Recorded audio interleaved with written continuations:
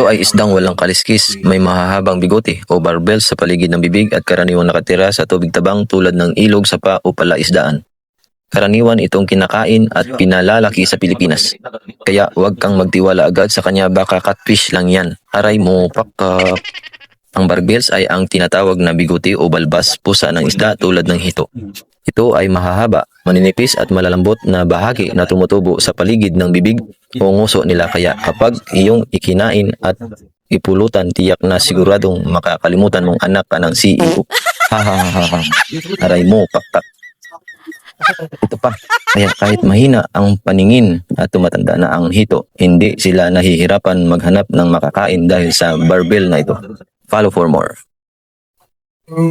Dito ko nilaluto ko, tinanay ko na ako, parang nagdirita. So, kaya patuloy na kilo, manasabi ako. Nakakaya, ganyan. Ano yun pa? Ay, siling ito, ibig